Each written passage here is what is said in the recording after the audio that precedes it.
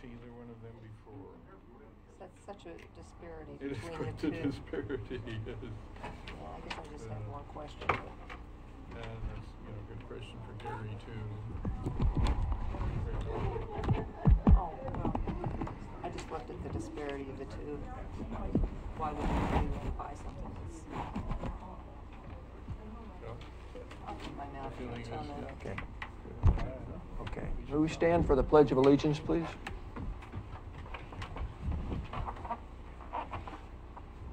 I pledge allegiance to the flag of the United States of America and to the republic for which it stands, one nation, under God, indivisible, with liberty and justice for all.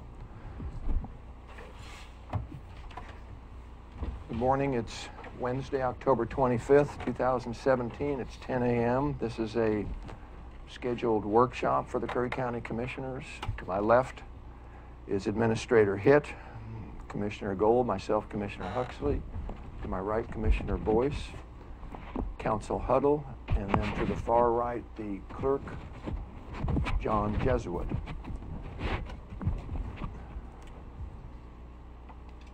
Again, this is a workshop. If we go to item 2, do we have any amendments to the agenda which has 2 items on it? Mr. Chair. Commissioner Boyce? I missed something here. I'm not seeing commissioner comments. Is that something that we have taken out of the workshop process? It has not formally been in. There was a vote to overrule that for one workshop a couple of weeks ago or thereabouts. It is not in the policy, Commissioner Boyce. So no commissioner comments today? Commissioner comments? Or Yes. Well, I mean, isn't that something you're putting, you mean separate item? Well, of course, just into the meeting, or of course. I don't think so, unless you want to vote of 2 can change that. I'm not in favor of that. So no commissioner comments. So Commissioner Gold? Well, I think we'll have an opportunity to comment as we go through. So I agree. Okay. Anything else? Well, I'm Commissioner just going to offer a polite protest that goes against what I believe our responsibilities are to the public in informing what we've been doing for the last week, 2 weeks, updates. And so it feels like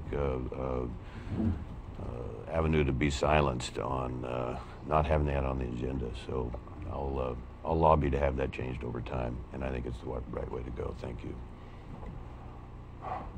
Commissioner Gold, do you have any amendments?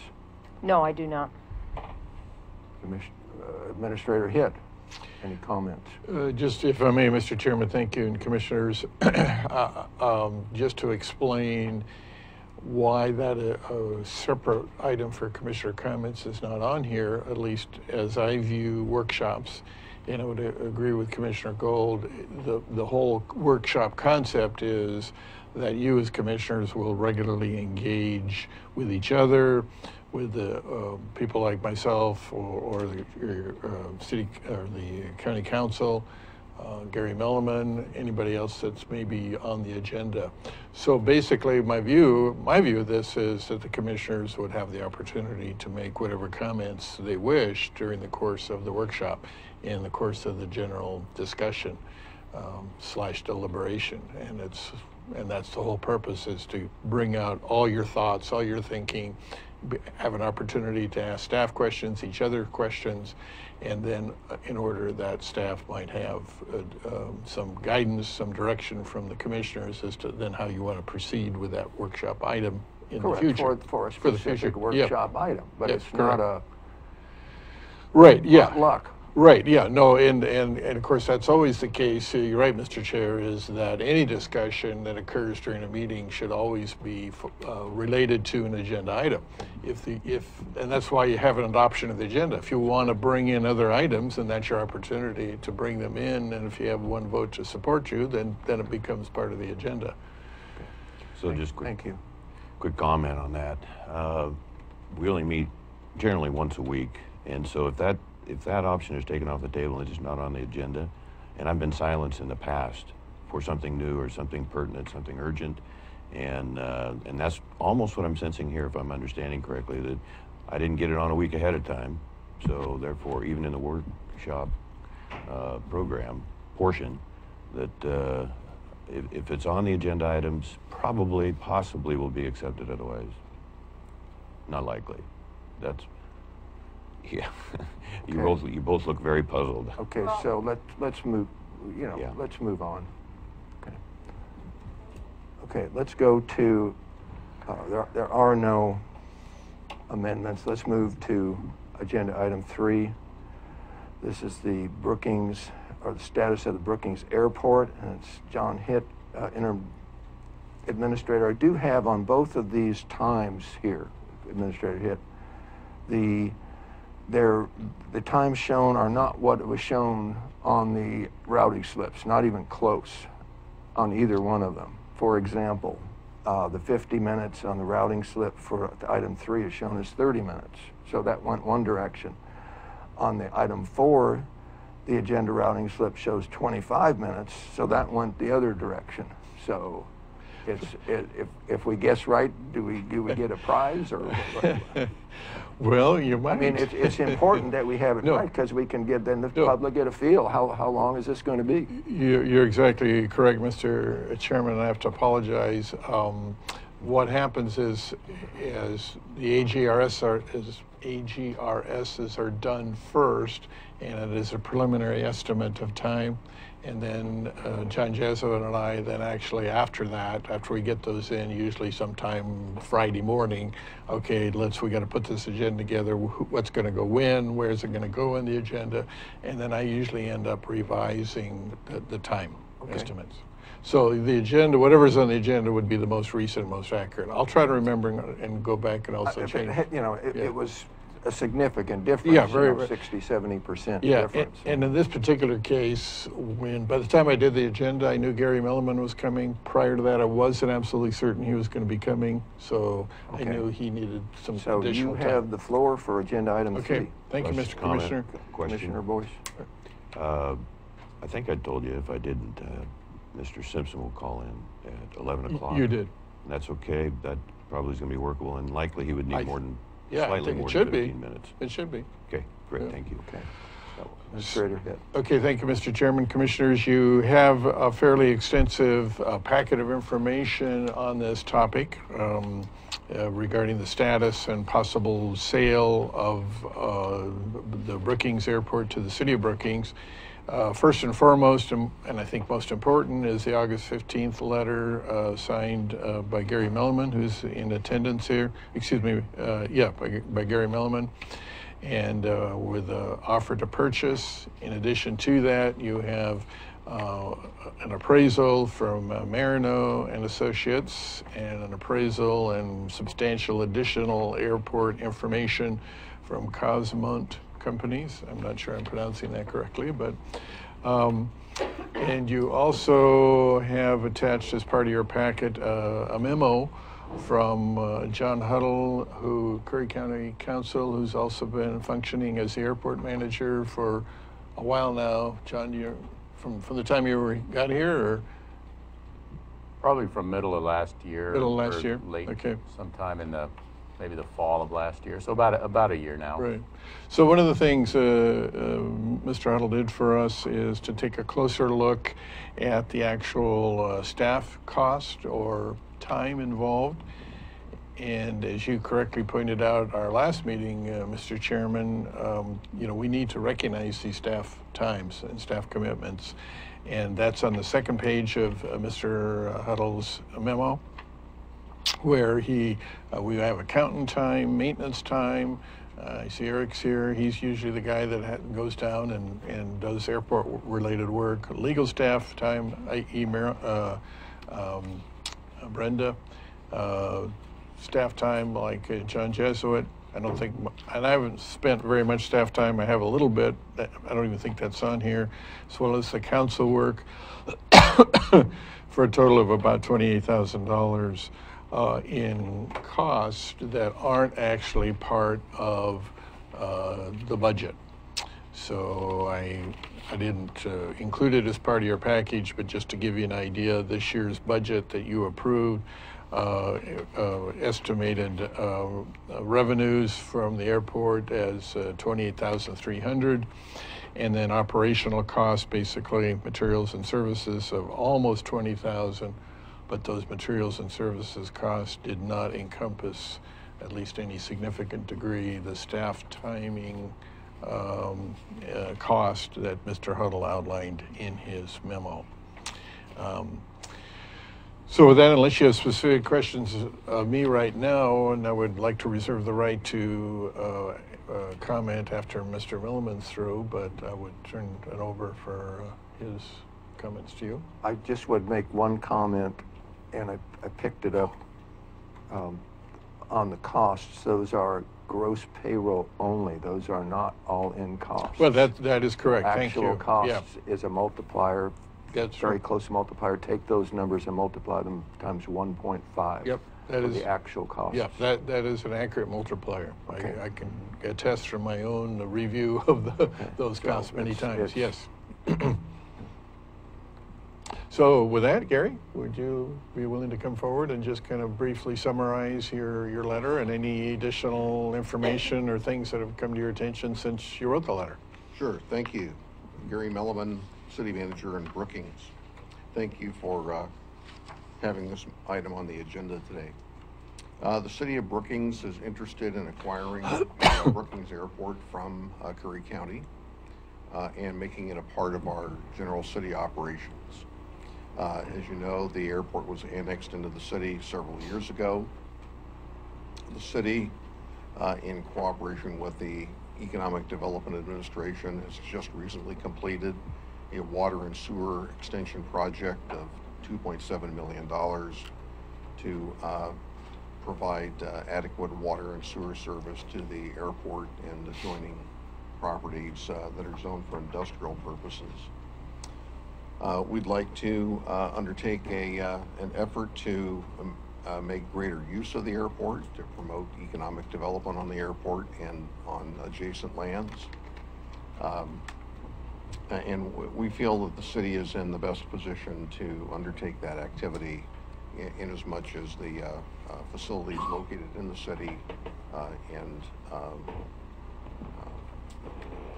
we have an active economic development program going forward.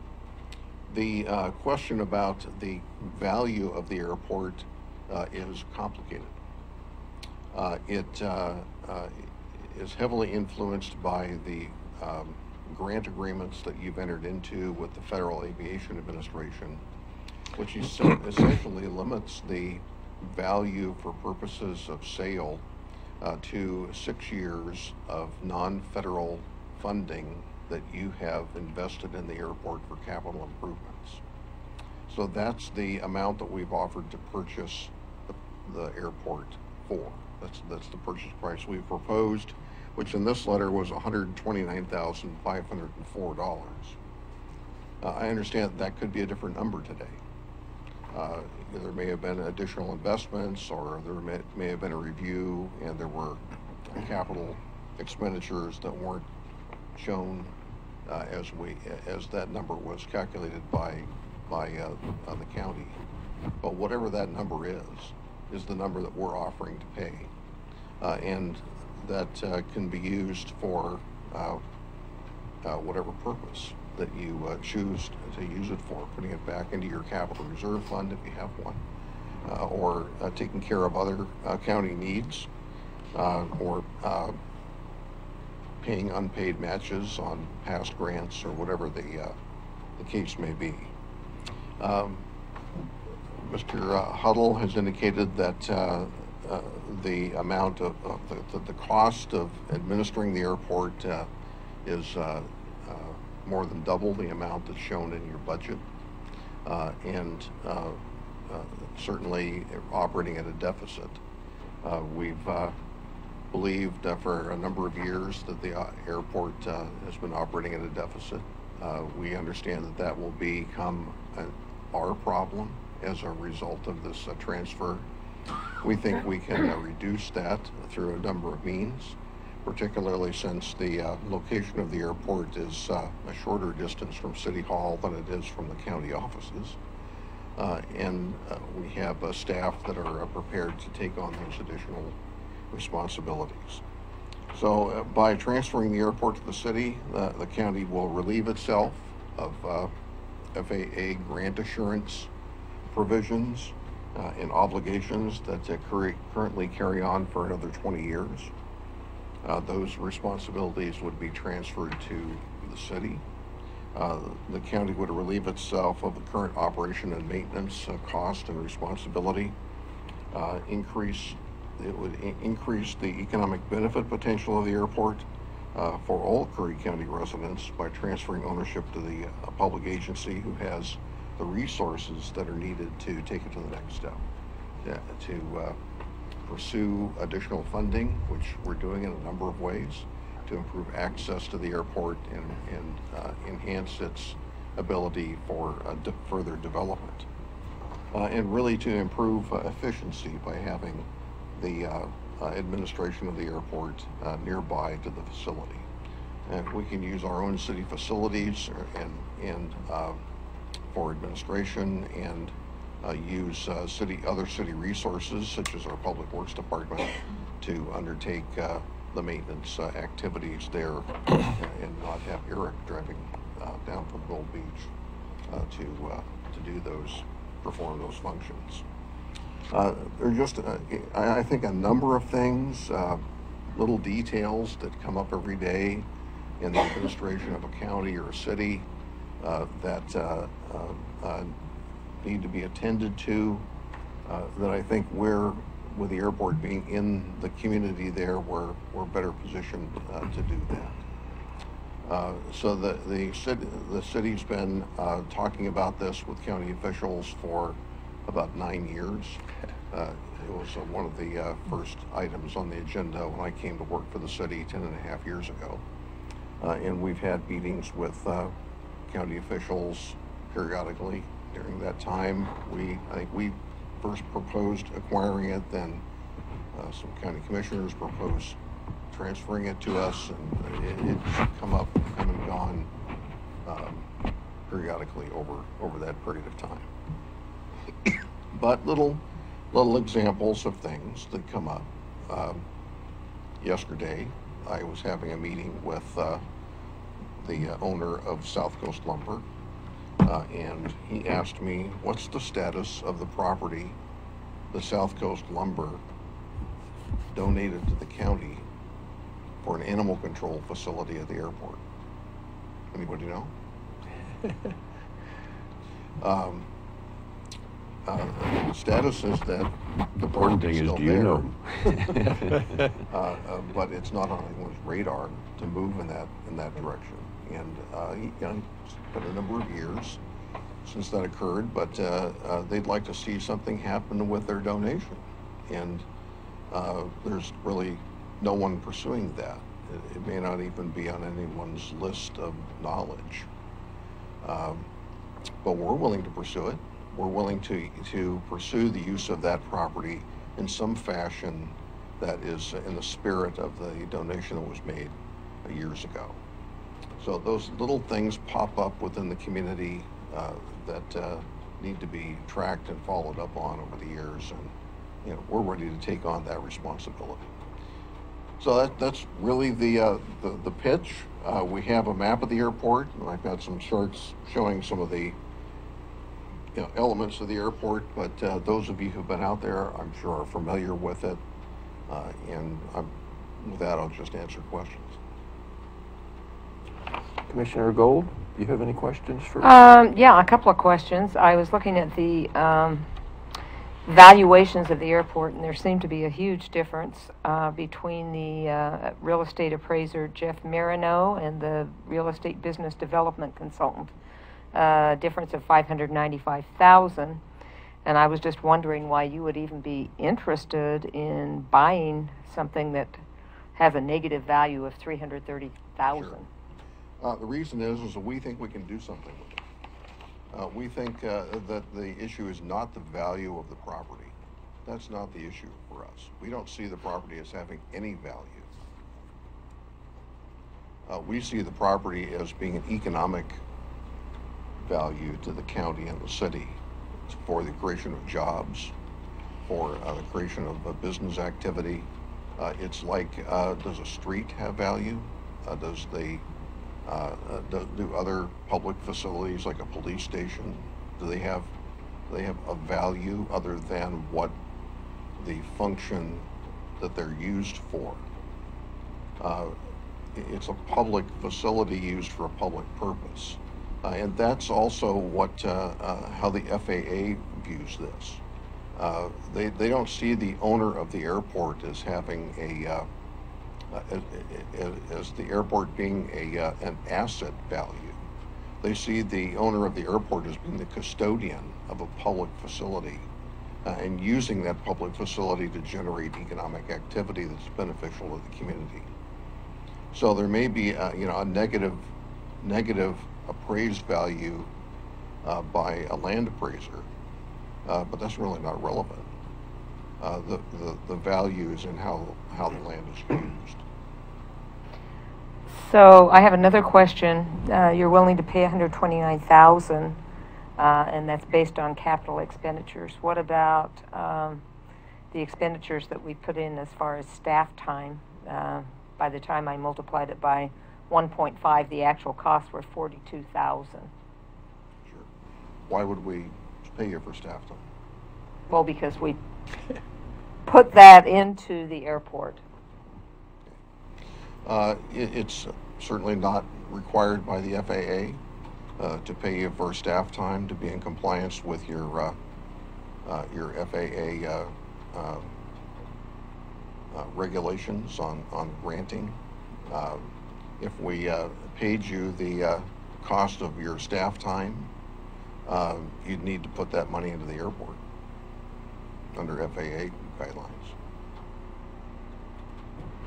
And another question, have you ever considered a lease instead of an actual? We have, and we're not interested in a lease. And why? Because we don't want to be a subcontractor for the county. Okay. Those are my questions. Commissioner Boyce? Thank you, Mr. Millen, for coming again. I think this is probably your 8th trip in 10 years you've been here, maybe more.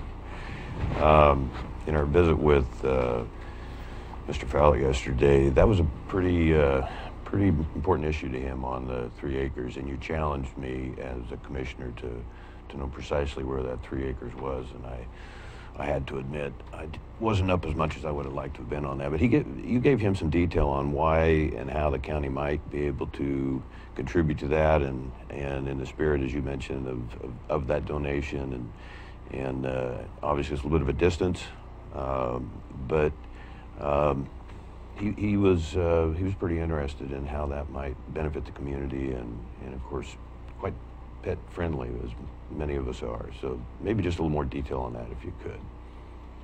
How the city might pursue that. Then. Okay. Well, I brought maps showing where that is. It's located on the to the left of the new access road to the water tanks. So that'd be south, of course. Pardon? Would be south, right? It's on the north towards side. Brookings. It's on the north side. What is on the north side? Okay. On the access road towards the airport. It could be, we're happy to talk with the Humane Society about the potential use for that, as it was originally intended as an animal control facility. I don't know if the county is interested in having an animal control facility there. That was the original intent, apparently. Knowing that the county animal control system has changed substantially in the last 15 years or so, that may not be an option. Whether the Humane Society would be interested, I don't know. We're not the property owner. We haven't followed up with them. Another potential would be perhaps to develop that as a dog park. You mentioned that yesterday. Or some other pet-friendly activity that meets the spirit of the donation.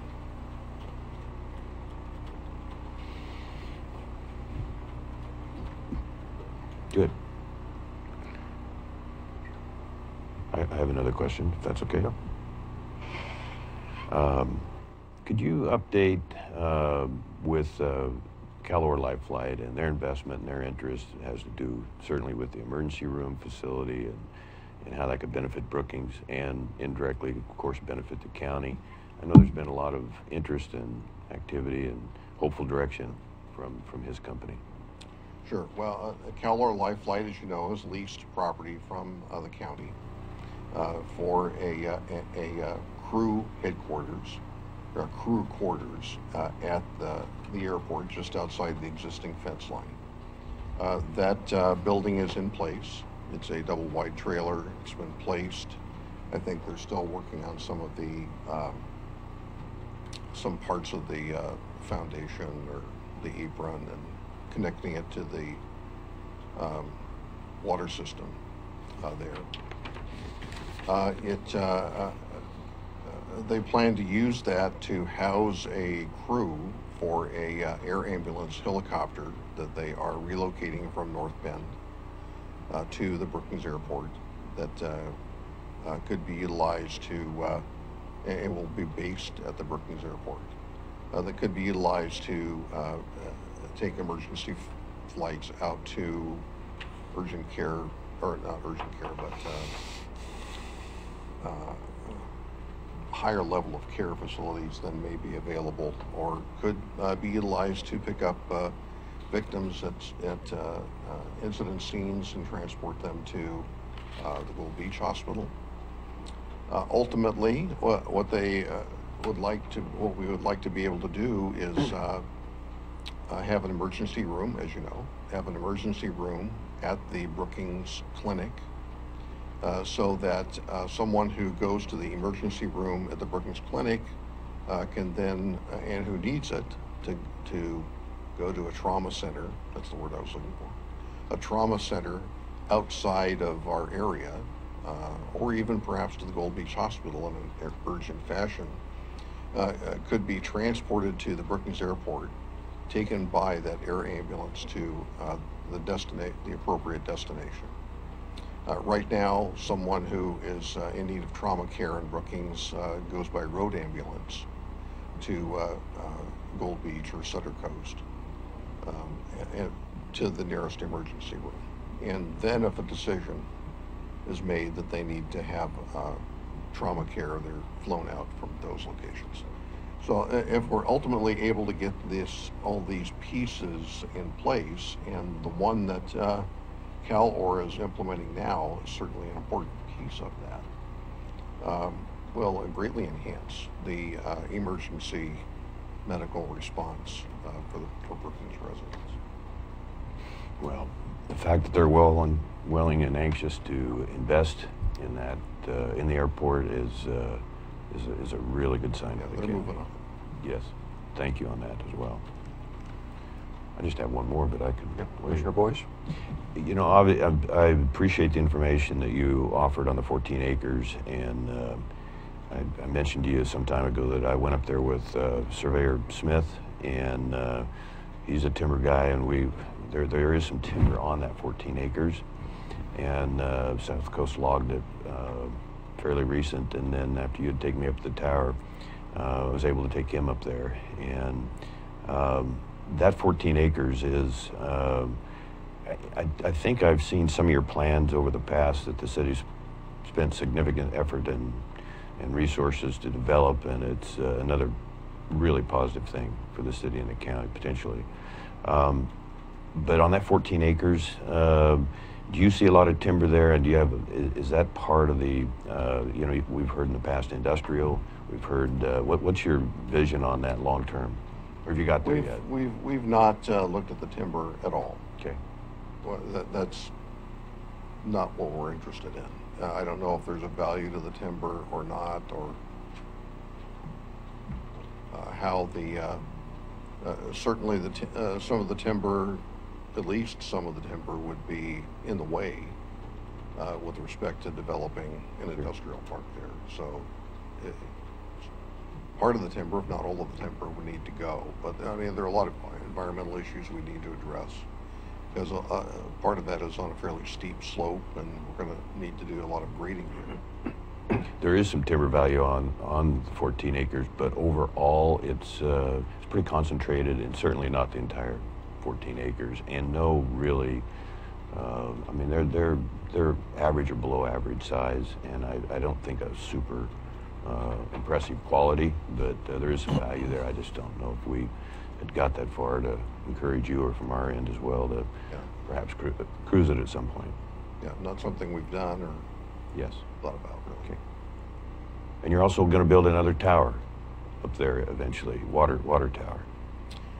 Right. The 500,000 gallon water tank that is in operation now, South Coast Lumber provided us an adequate site to be able to construct a second tank of like size at some point in the future. Not scheduled, but it's definitely part of the master plan for the water system. Well, that's a very impressive project, and I want to congratulate you on that. And so now we'll just look to make sure that Chetco can get water to you. Right. Thanks on that. That's all I have, Mr. Chair. Mr. Hipp, did you want to have any input on what Mr. Milliman has gone over, or? I would have one question, Please. if I may, Mr. Chair. Gary, you in your letter, I think it's page 3, when you're talking about an airport road, estimated cost to permanent correction for the slope failure there, $91,000, almost $92,000.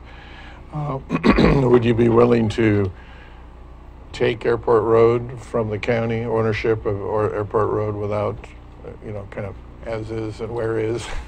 I think that could be part of the deal. Okay. Because that would certainly make a substantial difference from our perspective. Okay. That was all I had, Mr. Chairman, Okay. for right now.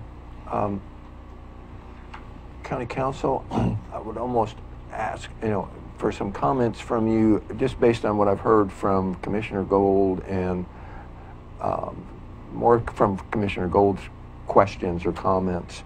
If you could just, on a little bit of the history on what we've learned, or what our obligations are, or what we as the owner right now can and can't do, what we can not do as far as receiving monetary value for things. What we thought was one thing, what we were told by FAA representatives was one thing, and you talk to somebody else and it's an entirely different thing. And ultimately, where this 120, was it 120, call it 130, rounded up, 130,000 would end up.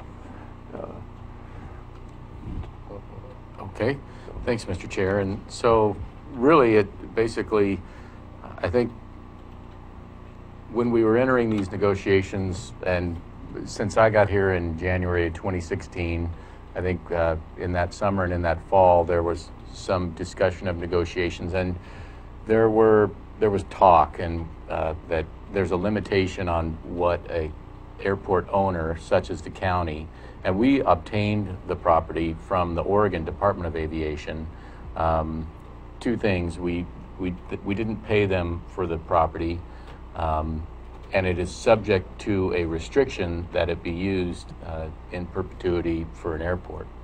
And then, as Mr. Milliman mentioned, the way things are done at the airport, it's typically, we have capital improvements. We were in the middle of a fencing grant to keep wildlife off the airport and make it safe for planes taking off and landing. Well, that's a grant from federal and state, combination of federal and state funds, and those have restrictions that you'll abide by all the federal and state laws. And there's really just almost a ad nauseum list of laws that you'll comply with. But among that list is some federal regulations. So what had happened is it a 3-year look back on capital contributions out of pocket from the county that we can receive in a transfer? Is there any limit of that? And at one point, an FAA representative did tell me that there was no limit. And then we went through kind of an exercise of valuation, and it may have been why Brookings did, and it's part of the answer to Commissioner Gold's question. The FAA does not allow an airport owner under their FAA rules, and if you've taken grant money from them, you agree to abide by them.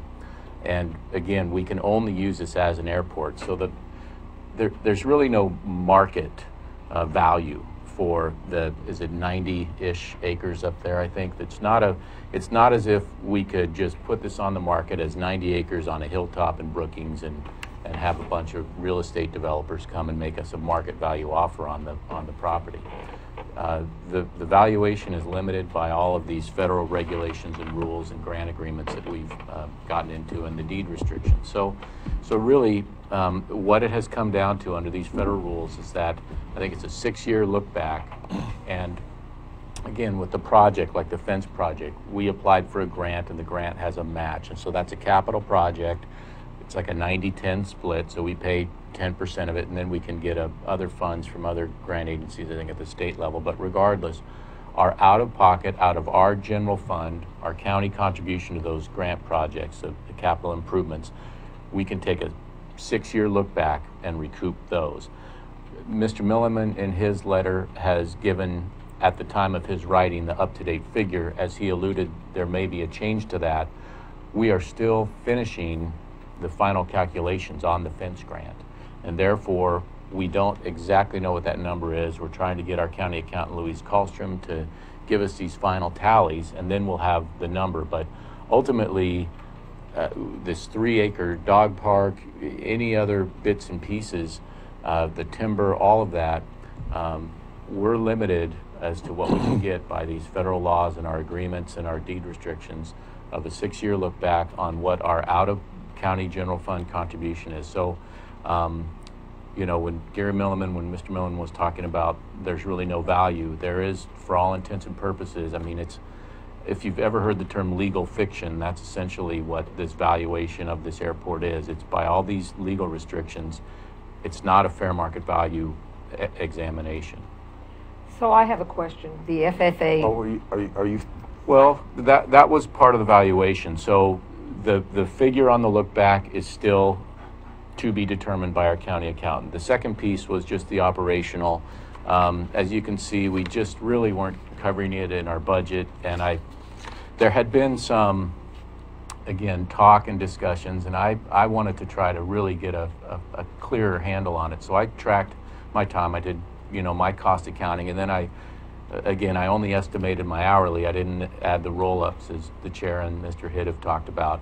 And then I also estimated from what I'm doing, what Brenda does on the leases and all the support work, and what John Jesuit does on the, you know, stream of phone calls, and then a little bit of what Eric does, even though I might have underestimated his work. But really, we're not recuperating our costs. So if we were to keep it, even though we can't, the FAA rules don't allow us to have Brookings pay our, well, they might, to pay, they allow the 6-year look back. But even if we were to get more than that, the rules say that all of the funds that we would get would be put back into the airport, so we'd more or less turn around and give them to Brookings to reinvest in the airport. So it's really not a feasible element, or it's really a wash. Sorry, Commissioner Gold. Okay, Commissioner Gold. Okay, I just had a question about the FAA grant. Would it be feasible, or would they allow putting an industrial park there if it was only supposed to be towards the airport, for the airport? The FAA has rules on what airport use is, and we would have to look at those rules. I haven't looked at whether a industrial park is an allowed use under the FAA rules, but the air ambulance service is. So well, that makes sense. Right. So I think there's got to be, again, it has to be an airport use under the FAA rules, and they probably have a list, and there's probably people you can ask and get a determination. So it's just it's restricted. And then the question about the lease, Brookings doesn't prefer a lease, and that we explored a little bit earlier an issue of a lease. And one of the things that comes with airport ownership is airport responsibility. So the thing about if Brookings was a leasee of ours, we would still be subject to all the FAA rules and regulations. So if you know, I don't know that it would ever happen, but if anything happened where Brookings didn't perform, the FAA would still look to us. So we would still be responsible for anything that happened out there. And so there's, it adds another layer. And again, the question would be, what's the benefit, you know, to the county of having that arrangement versus a direct transfer, I think. So there are some just administrative costs, all of the things outlined in here, administering a lease, doing a lot of the follow-up. We wouldn't alleviate ourselves of some of those expenses. Now maybe those expenses could be recovered in some kind of a lease arrangement, but again, it just goes to administering it to what end, I suppose. So then that was a question on valuation and lease. Is there any other questions? I think maybe just if you would expand, for example, even if there was a positive money generating airport currently right now, regardless if it was generating $1 or $1 million a year, where does that money have to go? Thank you, Mr. Chair, and that's the other element of the FAA rules.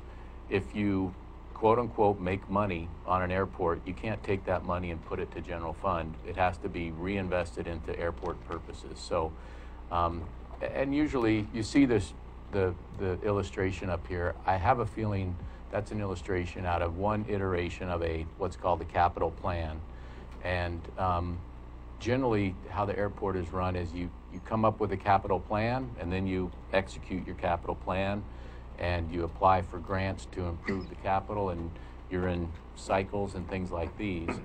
And most of what's shown on that illustration up there are essentially hangars. And so what the county's revenue generation from the airport is through our hangar leases and some of our tie downs and trip fees.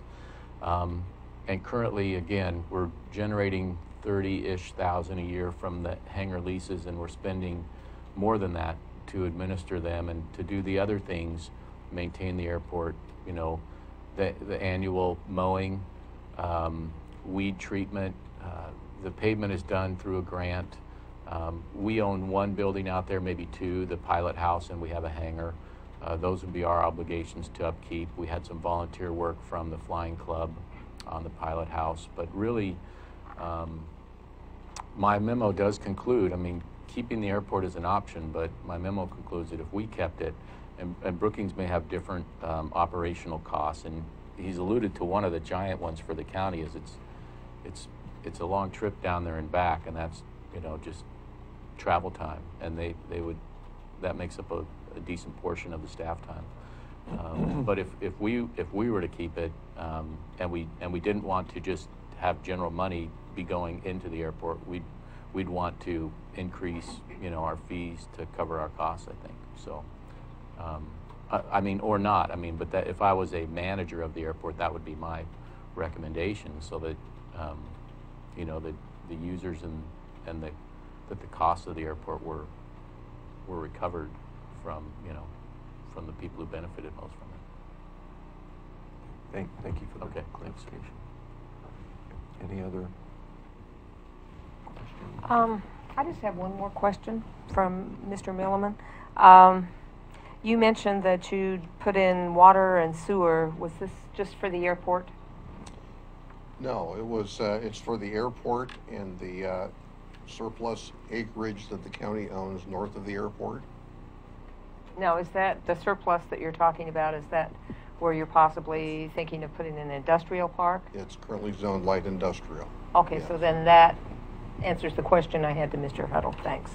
I have a question for Mr. County Miller. Counsel. Thanks. You mentioned this 14 acres north of the airport. That's still airport property, isn't Yes, it? it Okay, is. thank you. So that's still airport property. I didn't want the board to think there were two different types of property we're talking about here. Oh, so the 14 14 acres he's referring to for industrial park is also airport property? Yes. Yes. It's just So outside the fence. Right, and so But it would it's be part, and it's 95, I think, acres is total. Thank you. but- I said 90 some odd, but yeah, 90. Yeah. Yeah. So So I just didn't want the board to think, the only two different pieces of property that I've heard of here are the airport property, which is what's in the fence and the 14 acres outside the fence. And then the second part of property I heard is this 3-acre dog park, which technically I think is another conversation for another day. So could we sell the 14 acres outside the fence, or no? No, it's airport property. Okay. That was a clarification I was hoping to make by saying that.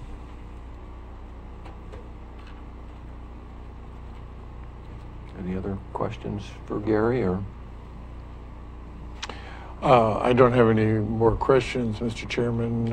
It would be staff's recommendation that if the commissioners are so pleased to further engage, have staff further engaged with the Brookings staff to bring back to a future meeting a formal the paper necessary to proceed with an actual sale. Now, obviously, you can't make that decision, but you can give staff direction. Absolutely. Yep. You have a consensus, Commissioner Boyce? Certainly.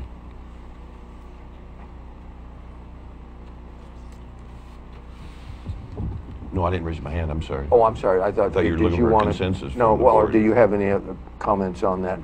Are you in agreement for consensus then, Yes, certainly. Commissioner Gold? Yes. And I am also, so. Thank you.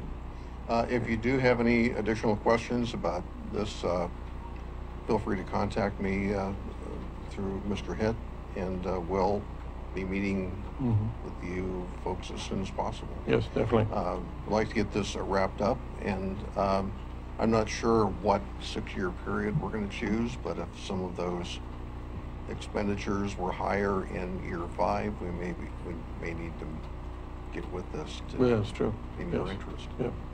I have one last question for you, Gary. Does this airport acreage include that money tree that's just on the fence line? Money in tree, the yeah. north east I corner? think the money tree is just over the border. All right. From the property. Okay. Thank you. Thank you. Thank you, Gary. Yeah, appreciate you coming up, Gary. Mr. Little. So, Looks pretty good compared to yesterday. Even if we sold those trees, it would have to go back to the airport, because airport property is it's just such a wash. The rules the FAA has are so restrictive. okay, so we're going to move to agenda item 4, the Wild Horse Fire Brigade. And that's Commissioner Boyce. Well, I think we might want to take a 10-minute break because Mr. Simpson's not going to be calling in till 11. Or if we have other issues we could discuss, or pleasure of the board there. It's 10:47. Are you okay with? I'm fine taking with the break. That's fine. Just take a short break That'll until give we'll John come his back break. at 11 Cheswick. o'clock. Got all these Johns. Yeah. We'll be back a little before 11. Thank you.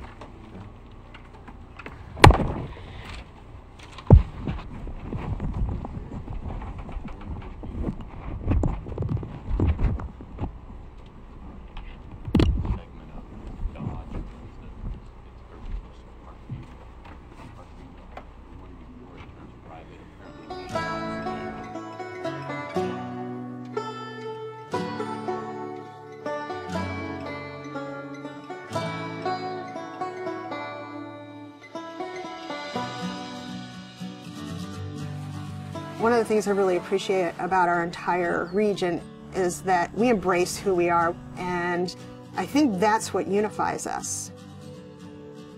Once the timber and fishing industries collapsed, it took us a long time to get back on our feet. People didn't quite grasp the idea that once these jobs left, they weren't going to get other family wage jobs, and it crippled us. Things were getting really dire. So we just saw that this was an opportunity to maybe look at that public land a little differently and how it could bring more dollars into our region. The Wild Rivers Coast is so unique because there are more wild and scenic rivers here than anywhere else in the lower 48 states. The scenic beauty is just amazing. There's so many different places to go, from the national forest down to the protected ocean, and it's just a really special place. I guess I didn't really know how special it was, though, until I moved away to Portland and came back and saw all the potential here. We're uncrowded, we're unspoiled, and we're a little difficult to get to, but my God, once you come here, you fall in love. We just thought if we could pull people to come into this Wild Rivers coast and stay longer and explore a little farther into our backcountry, there was a lot of opportunities for them to experience. I think our whole future is at stake here. This area is ready to go. We just need to give it a little kick in the butt. I'm going to be honest, when the Rural Tourism Studio came here, I was skeptical because I didn't see far enough ahead that we actually could collaborate regionally, and I'm pleasantly surprised. It's been amazing. The Rural Tourism Studios was the first time we were able to come together as a region to talk about the future of our economy. If we can have a strong tourism economy in this area, it's going to benefit the whole community. We have to rely on ourselves, and I think through this program, it's sort of opened our eyes to what we could do when we work together. Community leaders really focused on 3 areas: outdoor recreation, food and agricultural tourism, and really building community relationships. In our area, a lot of the food that's grown all gets shipped away. And so now we're realizing that we can capture some of that local food that's grown here. The Eat Fresh and Local Action Team has hosted a series of networking events bringing together the area growers with the area vendors so that we could have more local food available to the visitors to our area. And now we're seeing more local food in our grocery stores, in our restaurants, and we have a new local food co-op. We created a farm trail from Bandon to Port Orford. We did 9 U-Pick farms, and it just gained traction, and people loved it. Langlois is less than 500 people. It's very small. So we have to bring in tourists. And being on the farm trail, even though it's just beginning, has really helped do that. We really want to make it a destination for anybody. My mom and I began Dragonfly Farm just 3 years ago. When I found out that I could grow a seed and turn that into food, it was like, oh my gosh, why wouldn't you do this? I just quit my day job and I just signed the paper to be an official co-owner of the farm. This is what I want to do for the rest of my life and grow with the community. Out of the Outdoor Recreation Action Team, we came up with a series of maps that show where the best places to go recreate are. We know where we're going to send people now, and we got a great map that shows all the best places to go see. For us to get a mapping project done to this extent is pretty impressive. We're patting ourselves on the back. I don't know anybody else is, but we're doing it. From that, we decided that there was some places that needed help, so we came up with a mountain bike plan, and we also worked on designating a state scenic bikeway. The Outdoor Recreation Action Team was also looking at how we can make scuba diving better in this area. So we came up with the idea for a scuba fill station. So now people that want to come and dive in this area, they can dive for multiple days because they can get their tanks filled up again. When I started the Rural Tourism Studio, my business, South Coast Tours, was really small. And now we've grown to about 5 or 6 guides, and we're doing tours all over from Brookings all the way up to Coos Bay.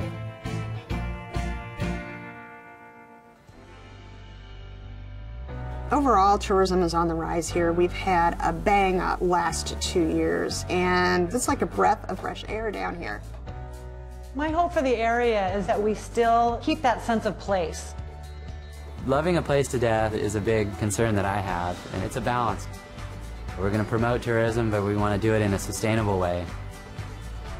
One of the biggest reasons that this area has been so successful since the Tourism Studio is the people that are involved. We have a lot of great, motivated, smart people who understand the need to promote tourism in the right way, and it's really all about the people. When you live in a rural community like we do, from Bandon down to Brookings, and you're strapped for cash, relationships are crucial. As a community, I think you need to come together and find out what your mission and goals are collectively. Then you can work into smaller groups, knowing that you have the backing of the whole community behind you. As long as everybody's just super excited about it and passionate about what they're doing and they can work together, then anything's possible. Own what you have. and don't try to be something that you're not. It's gonna be hard. It's gonna take a long time, so roll up your sleeves and just dig in with an open mind.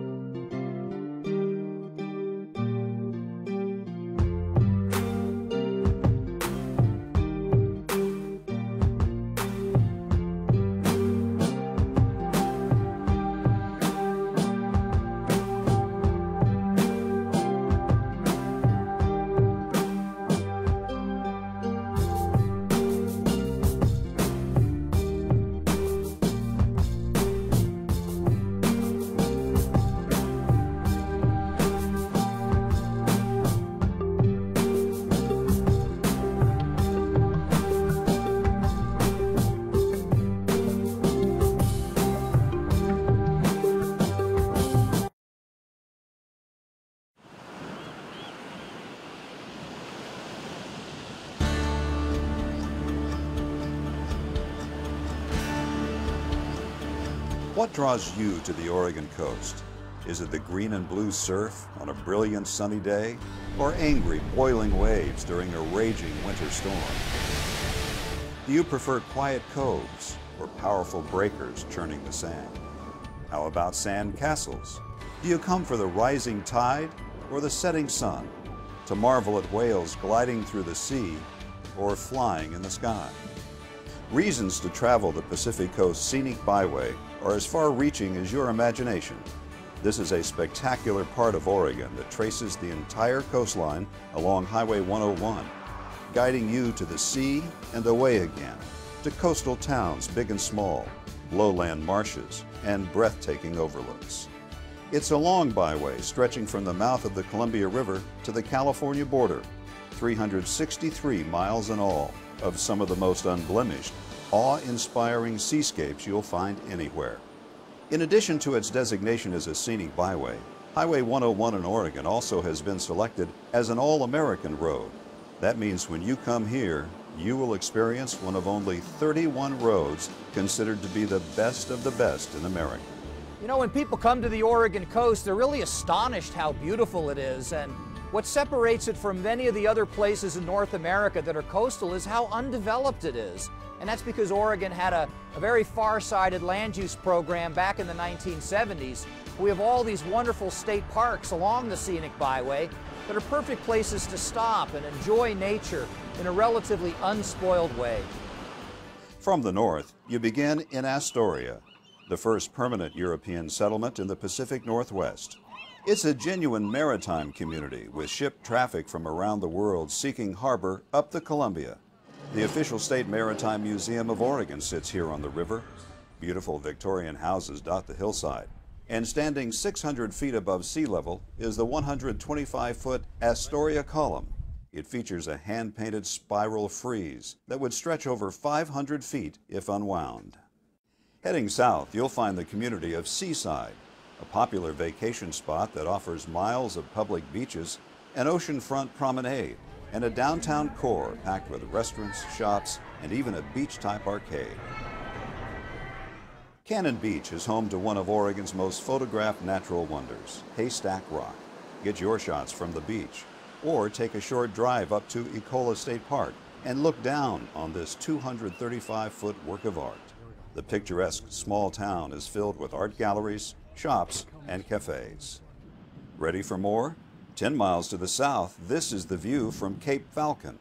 You're 700 feet above the Pacific. Here, the Pacific Coast Byway has been carved out of Neahkahnie Mountain and held in place by stone walls built in the 1930s by craftsmen in the Civilian Conservation Corps. Upon descending the mountain, the highway drifts inward around Tillamook Bay to Tillamook, the unofficial dairy capital of Oregon. The verdant valley of dairy farms in this area produces 25 million gallons of milk annually. Much of that is processed into natural cheddar cheese, and near more than 800 miles of navigable waters. On the record, it's 11 a.m. Continuing with the workshop of Wednesday, October 25th, 2017. And we have a caller who has just called in, is that correct? Yes. Who's on the line? He's going to get an introduction William here. Simpson. Okay, do you want to introduce the speaker, Commissioner Boyce? This Good is our morning, public Captain comment. Simpson. Excuse me, ma'am, we're not having the public comment. She's just going to introduce him, if she may. Oh, sure, I filled out a public I comment. know, but we are not accepting public comments today. Okay, But thank you. sure. So I was just going to give an so- introduction to the caller. To the caller? Okay. Correct. So, Yes. Miss, would you identify yourself? then? Sure. Good morning, Captain Simpson. This is Britt Ivy Boyce, and I am offering up your brief introduction as we spoke about.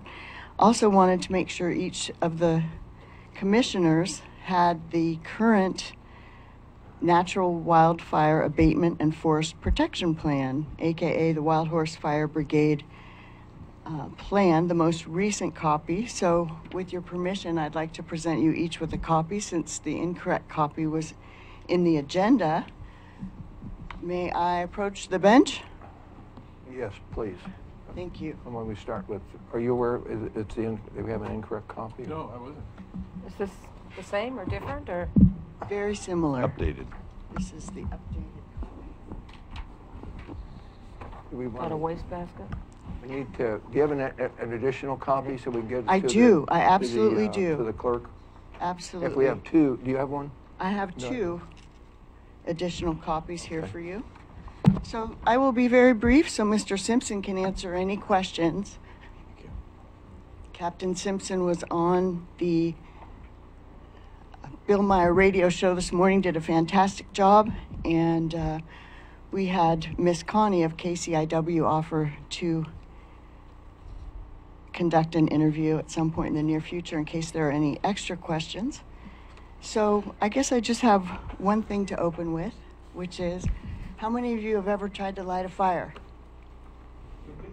Okay, so if you have a wood stove and you stack that wood stove with logs and you have 50 books of matches, you still can't light it. You need kindling.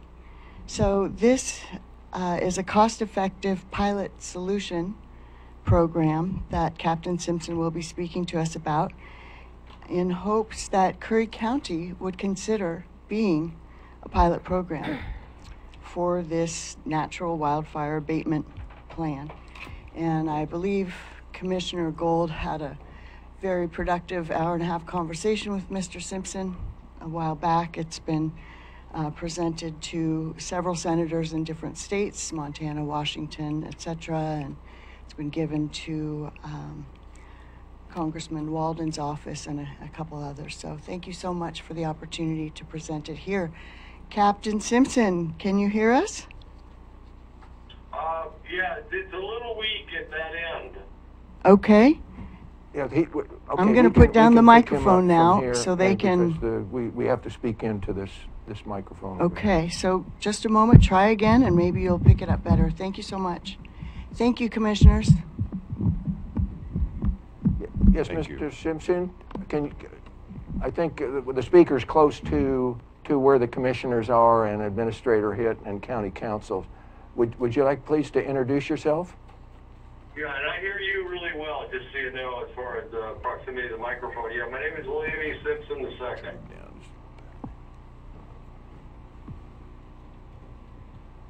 Bill, go ahead. You're doing good. Yeah. So, you know, I understand the, you want me to just go ahead and kind of give you my summary, and then we can kind of, if you want to have a Q&A, or how would you like to proceed? Yes, go ahead and give your presentation. We're hearing you quite well, thank you. Okay, excellent. Okay, so, you know, we're obviously presented with a problem that's, you know, we see what's happening in California. We saw what happened there in Curry County twice now, the Biscuit and Chipko Bar. Siskiyou County, we had a similar conflagration in 2014, and it burned again this year. So it's, you know, I know we've lost almost 9 million acres of forest in the United States this year. I think the suppression costs will probably exceed $2 billion this year. But it's not a good trend. I think everybody understands we've got a real problem here. And the way that, you know, when you take it back to a very simple analysis, we need tactics that can be applied immediately, because the first most important thing to do is to prevent more fires. Now, what happens after that, whether there's other economic opportunities based on logging or other things, that's kind of a separate discussion, because we don't get to have that discussion if we have more fires and it finishes burning everything in sight. So on a critical path analysis, we're looking at what can we do sometime between now and the next 9 months when the the season begins again. What can we do that's, you know, that actually can be implemented, not what can we talk about doing. And obviously there's a lot of discussion about longer term plans out there in the political world, but we have to do something right away, obviously. So, I mean, short of spending millions of dollars to go in and hand pick the grass and brush, I mean, if you bring people with weed eaters, you know, if you look at the practical ways of getting rid of grass and brush, there's only so many real solutions. You know, you can put cows out there, you can put goats out there. One environmentalist was talking about putting 600,000 goats. You know, you can get out there with weed eaters. Of course, how often can you do that? And how much more dangerous is that, having people running those things in dangerous dry brush and grass? Obviously, logging doesn't eliminate the wildfire risk. You know, it's kind of like, you know, Britt mentioned the wood stove analogy. I like to use that because it's a very simple example of what happens in a forest. You can have all the kiln-dried logs you want in your wood stove, but if you don't have kindling, you're never going to light the logs. It doesn't matter how many logs there are, doesn't matter how dry they are. Without kindling, they don't light. Although you can take every log out of the stove, and if you have kindling, it will still burn, and burn very hot, which is what caused a lot of the damage in California during the Sonoma and Bakersfield fires. This is mostly grass and brush. Excuse me. So I think the consideration before the board right now is, how do you deal with this exigent problem? And so, you know, what causes the problem is another really good question that's out there. And what we've seen over the last few decades is a decline in the animals that eat the grass and brush in our forests on the West Coast. And that would be, of course, the deer and the elk. In California, according to Fish and Game and Deer Friendly, we are currently down 2 million deer in California. So from where we were in 1975, we're down 2 million deer. Now, that's a very important metric, and it's an important metric because those deer were, without any fanfare, eating 3 million tons. That's 3 million tons of grass and brush annually. So now that those deer are gone, we have 3 million tons of grass and brush sitting in our California forests. Of course, the same problem you have up there in Oregon to some extent or another. maybe quite not to the same magnitude, because you're not down 2 million deer. You're only down about 150, 170,000, but it's still a lot of grass. Okay, that's no longer being abated, and so they're gone. So what do? We can't repopulate the deer and the elk very quickly. That's a decades-long project. We need a solution in the next 9 months or before, ideally. We could put cattle out in some of these areas, but the problem with cattle is they'll certainly graze it down. There's no doubt about that. But cattle have 4 stomachs. So when they graze off grass and brush and other plants, they digest everything that goes in their mouth, and what comes out the other end is not viable. Any seeds and cow manure that they've consumed are pretty, for the most part, they're finished. They're not going to germinate. I knew you were really going to get into the deep science here, Bill. Well, a little bit, because people want to talk about cattle grazing. They need to know why it's not a good thing for your wilderness area. It's true. It seems on its face like a good idea. The problem with it, though, Mr. Boyce, is the fact that the cows are basically going to defoliate any area you put them, because they're going to devour the grass and the seed.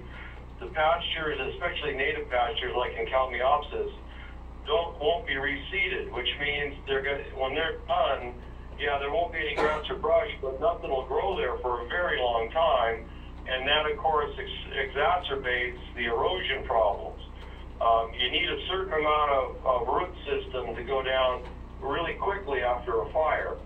Now, with horses have a single stomach, and this is an important point to understand, because what they eat, almost all the seeds pass right through them and come out the other side. So, along with humus, and they're very poor digesters, and so they reseed the native pastures where they graze.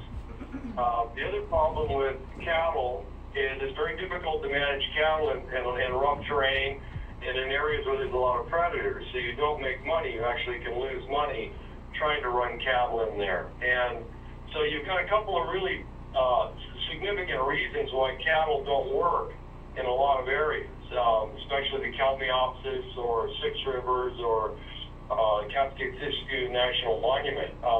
The cattle won't work there. Now the horses, on the other hand, will work, and they work for the reason that I mentioned as far as digestion. They pass the seeds right out, so they reseed the land. They build the soil with their droppings are rich in humus and nutrients, so much so that other animals will actually eat it. Sometimes the horses will go recycle some of their own. So there's some biology and anatomy that's important to understand, and people tend to look past this very quickly, which is why we don't understand why we suddenly have these wildfires. And again, the reason we have them is because we don't have these herbivores that were there doing this job. They're gone, so now we got this grass and brush out there. And so what administratively, obviously the River Siskiyou National Forest, the Kalmiopsis, is run by U.S. Forest Service. The BLM has the lion's share of the horses. They have about 45,000 horses, roughly. U.S. Forest Service has about 5,000 in corrals, so that's right around 50,000 horses. Sounds like a lot, it really isn't.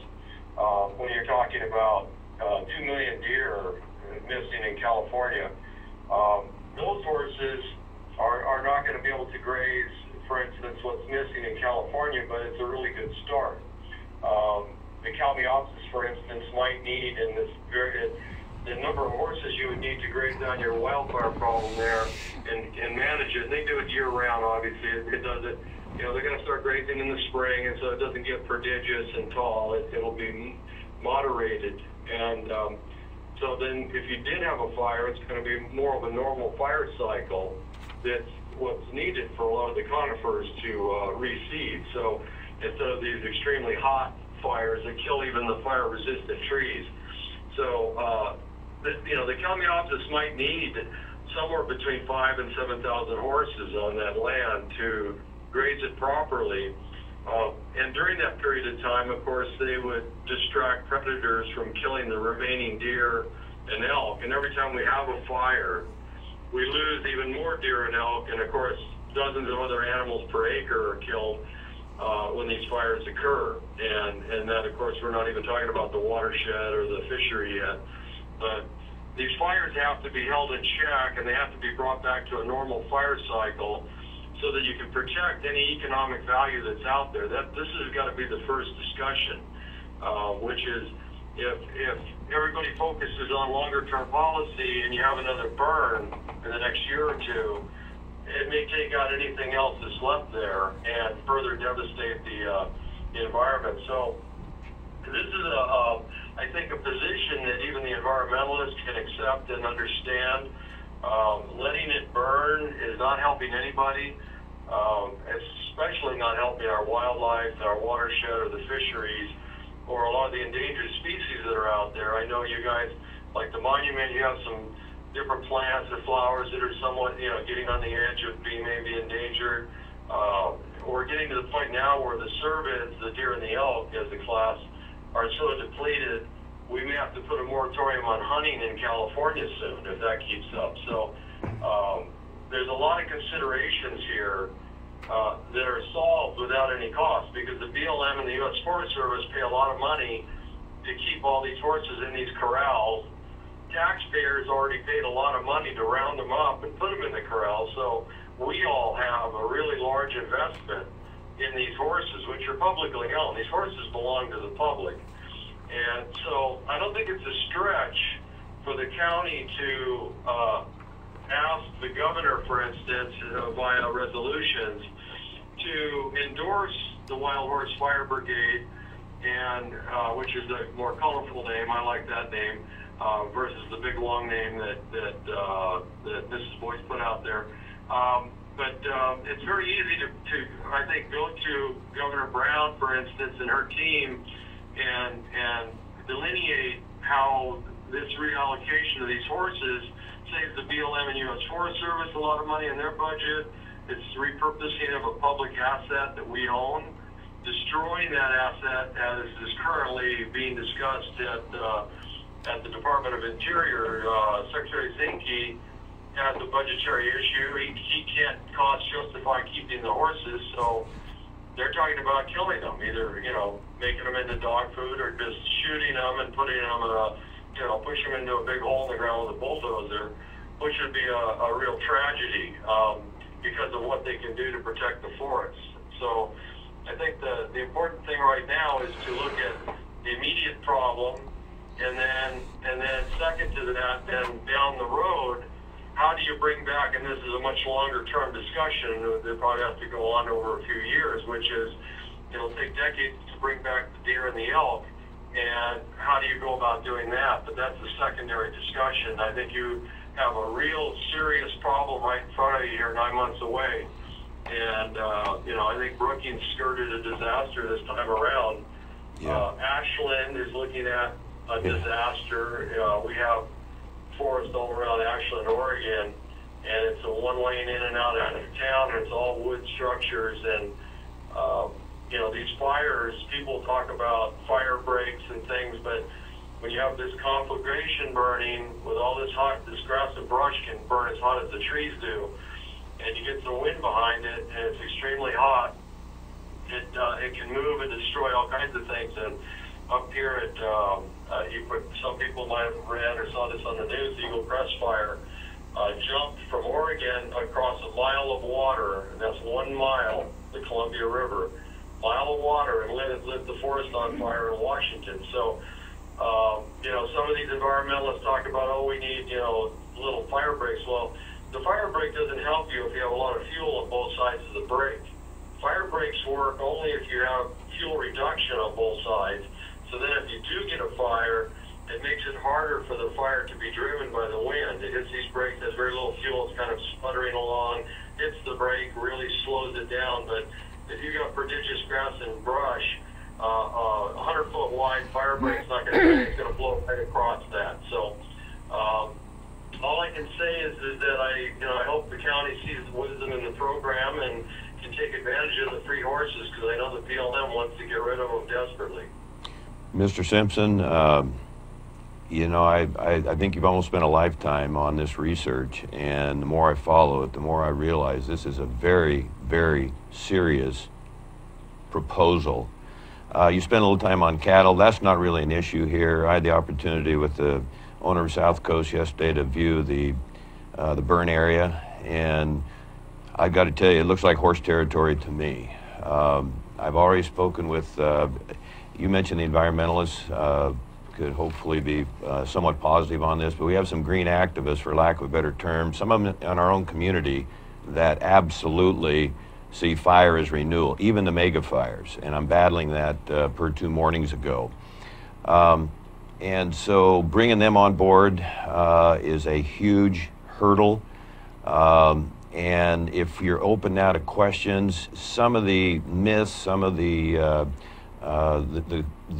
perceptions out there that are inaccurate, you mentioned 5,000 to 7,000 horses. I believe that's 1 to every 30 or 40 acres to sustain.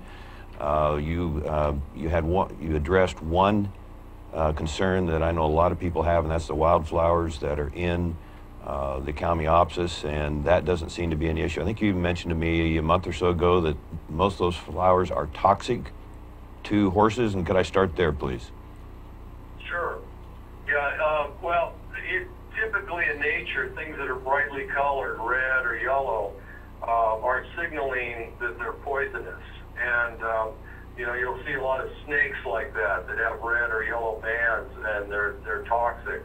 And it's a signal within nature that, stay away. Horses, for instance, they normally don't graze on flowers. They're not like goats. And goats are an invasive species in North America. Other than the Rocky Mountain goat, all other goats are from Asia. And so, you would have a problem if somebody wanted to try to use goats. I mean, anybody's had goats around the house knows goats can get into all kinds of mischief. But I think you can leave if I may, I think you can leave the goats and the cattle out of the conversation because of the climate here. I think goats probably would have a tough time surviving, and but you make some. I wanted to touch on it because there was an environmentalist that's chief scientist in the group in Ashland that was suggesting that maybe we should put 600,000 goats out here. So anyway, yeah. So well, I want to. Won't eat the flowers. Okay. And any plants, like I said, any plants that they did eat, there's a list on my article in the Wild Horse Fire Brigade, the article, and I believe it's probably in front of the people there now. There's a link to the foods of deer,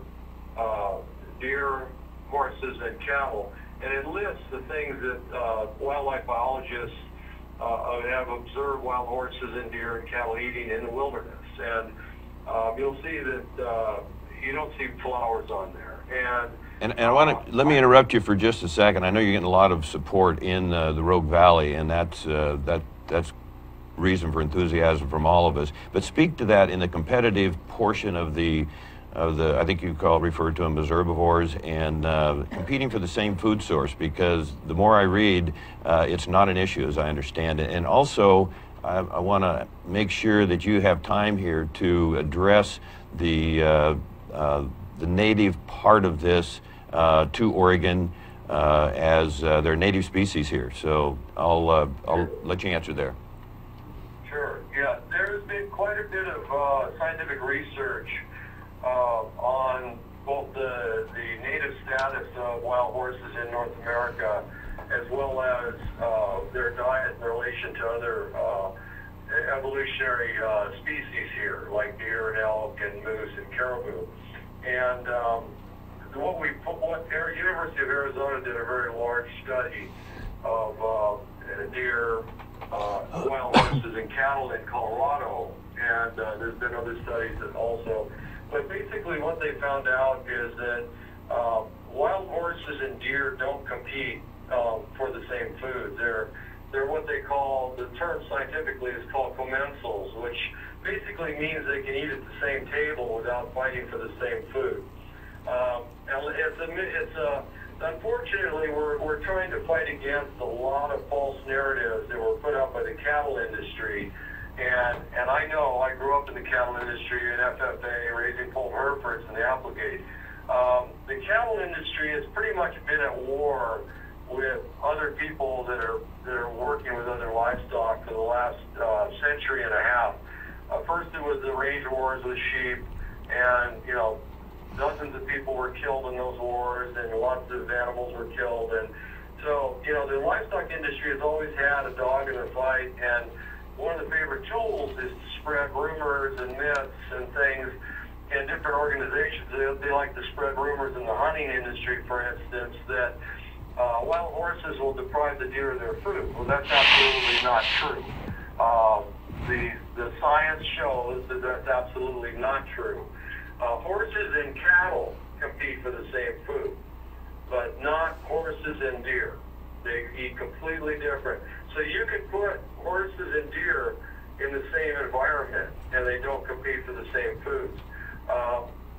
Horses, like I said before, they pass the seeds, so any plants that they eat, they pass those seeds back onto the ground intact and able to germinate. So unlike cattle, there's another professor from the University of Arizona, I believe Dr. Fleischman did his study back in, I want to say 82, and it was about rangeland devastation in the North American continent.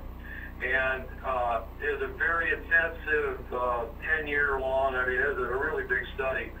And what he found, and I'm going to paraphrase him, the summary statement of his study was that over a 5,400 year period, from modern day going backwards in time, over that 5,000 year period, the most devastating amount of range damage in the United States happened after the introduction of after the introduction of sheep and cattle to the North American continent over the last 200 years from those animals, both invasive species, and that is basically the basis of most range damage in North America.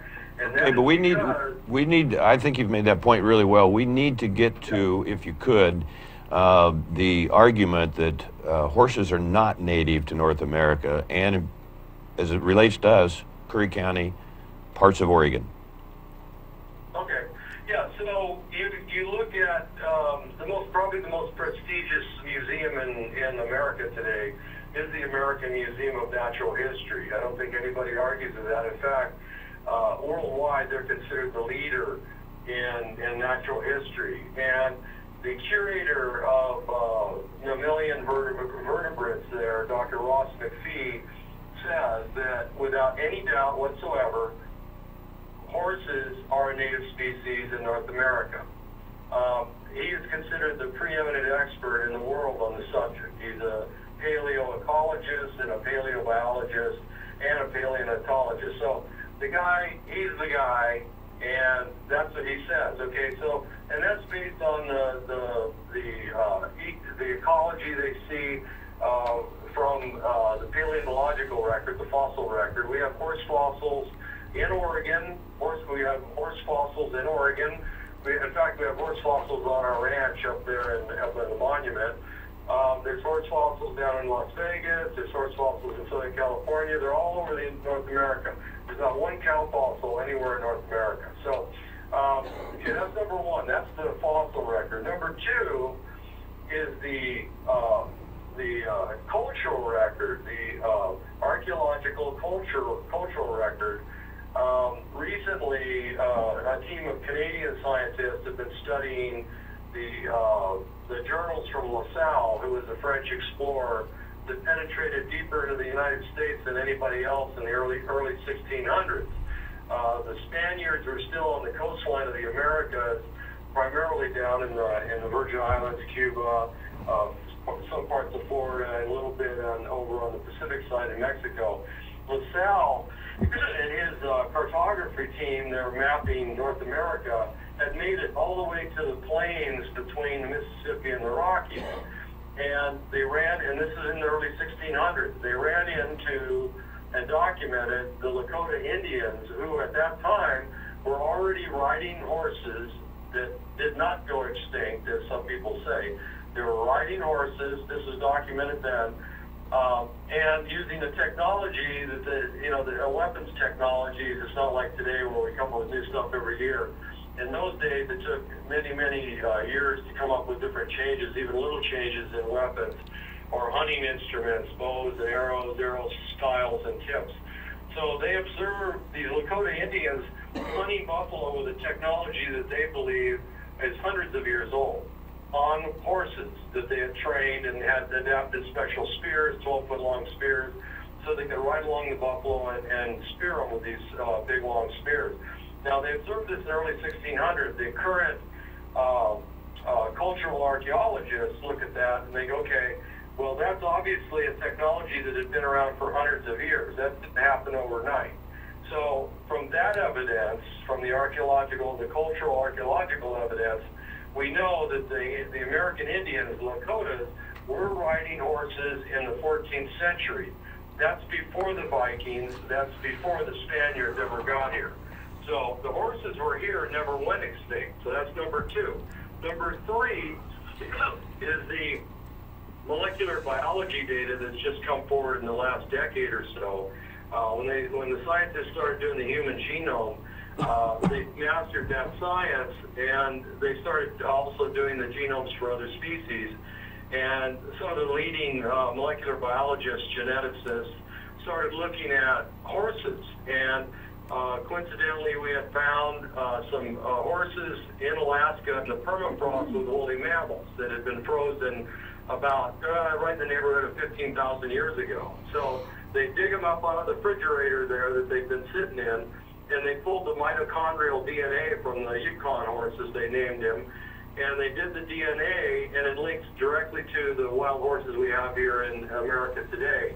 The species is called Equus cabalis, but that's not what's important. What's important is that Yukon horse is the same genetic line that's here today. So that's also a native, it shows the connectivity. There's definitely, it's their ancestors have always been here, and they're directly related to that horse from 1700, the ones here today. So you've got three large disciplines in science that all line up and say that wild horses are a native species. The only thing that keeps them, and if you want me to explain why, people were going, well, then why doesn't everybody just agree, as far as politically, that they're native? Well, there's a big reason for that. If the people that are managing large public resources, the rangelands, and the U.S. government manages, I think it's 270 million acres in the United States. A lot of those lands have oil, gas, and various mineral deposits that at some point have to be extracted intelligently. Environmentalism, green environmentalism, whatever you want to call it, they're very wary about how they go about doing that. They've got to do it. But the last thing, from their, sitting in their perspective, the last thing they need is yet another endangered species to have to deal with, like the sage grouse is almost endangered. And that puts a real stumbling block in the development of these lands going forward. And they look forward with a long vision. They're looking forward 50, 100, 200 years. So with wild horses being currently almost extinct, and we have 107,000 wild horses in the United States. Of that population of 107,000, 50,000 are in corrals. That means 67,000 are out on public land. So under the Endangered Species Act, when you reach 100,000 critters, that gets to the point where you've already got so little genetic diversity, that genetic population is at risk of implosion. So and you can't have an endangered species unless it's a native species. So they've been fighting tooth and nail to try to say it's not native when, of course, all the science lines up and says that it is.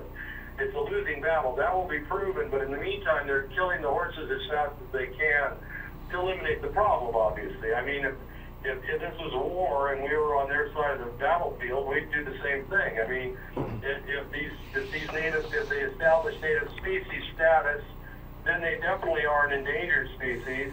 And then that means they're on the range, which puts a big, stumbling block in all their little plans for developing all the land. So that's the only reason why they're not native right now. It's all politics and the use of public lands. Fair enough.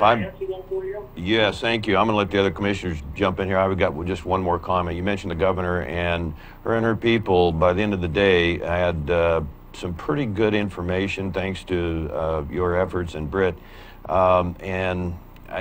It's when we were able to communicate, Mr. Simpson, that this really has tremendous visitor value, at least potentially. The Forest Service, of course, would give us access to that vast area back there to be able to, and I think Commissioner Gold and I talked about this a week or two ago, just to have access for people to view these horses. Correct me if I'm wrong, I think they stay in family groups, essentially of 10 to 12. Before you answer that, though, I also want to just, in the environmental, excuse me, we're all environmentalists, but the green activist group I talked to on Monday morning, there's no way they're going to support this plan short of a major fight, because they don't want serious fire abatement. And I'm going to go out on a limb and state that as direct as I possibly can. And I come away from that meeting realizing that they want the fires. They want the huge fires. All of us understand the prescribed burns, and the natural part of that whole concept is we have to live with fire, but we're not going to live with wild mega fires. So at least we're going to do everything we can to prevent that. So that's the major battle we have there. And then yes, to that last question I offered there, and I'm going to. That's all I'm going to ask for today. Thank you very much for coming. Yeah. So you're quite right. Ecotourism with wild horses is a very exciting niche market. They really picked up on that concept, I have to admit. I was hopeful, and anyway, I apologize, but that was give me a lot of optimism. But go ahead. Yeah. It's well, first of all, people. Madeline Dickens opened eco-tourist place. She was having some difficulty with the BLM over land squabbles and water rights and grazing rights when she opened her resort. But it was an overnight success. People were flying in from Europe to see the wild Mustangs at her place there in Nevada. So, but she's the only one that's dabbled in it initially, and unfortunately she did it in a way that she had some unfortunate partners and neighbors that were actually more interested in getting her grazing and water rights. So she's been inhibited. But by and large, everybody that looked at it, it was a big newsreel about it on one of the Nevada news stations, how successful it was. I mean, people were booking vacations to come in, spend a lot of money at this posh hotel she built, flying in from Europe. It was a really big deal. And she spent $20 million to build this place, and it was first season was booked. Now, as far as I think Curry County, and I have family and friends there, by the way, so I have a stake in I have a dog in the fight of seeing Curry County be successful. I think that ecotourism with wild horses, if you had your own herd over there, would be a huge thing. And from a couple of standpoints. One, you've got a lot of people in Hollywood who are just absolutely adore wild horses. You look at Viggo Mortensen, Ian Somerhalder, Carole King. I mean, you can go on and on. There's people that are just absolutely adore and support wild horses, who would probably provide, I would imagine, a tremendous amount of incentive for people to come visit destination in Curry County where they could come and see the horses, see the eagles, see the rivers.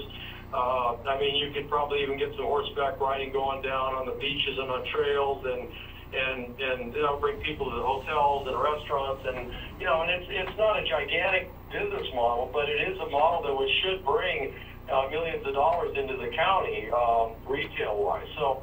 And it can be a big opportunity for the county. The county can actually take advantage of the fact that it can be the first county in Oregon that reaches out to protect its own wilderness area, using it in a very environmentally sensitive, again, the green people, as you want to call them, I believe in quality environmental management based on practical experience. Okay, people who haven't lived in the wilderness, who go to school, read a book, and think they know it, are at a very big disadvantage. I don't care how many letters are behind their name.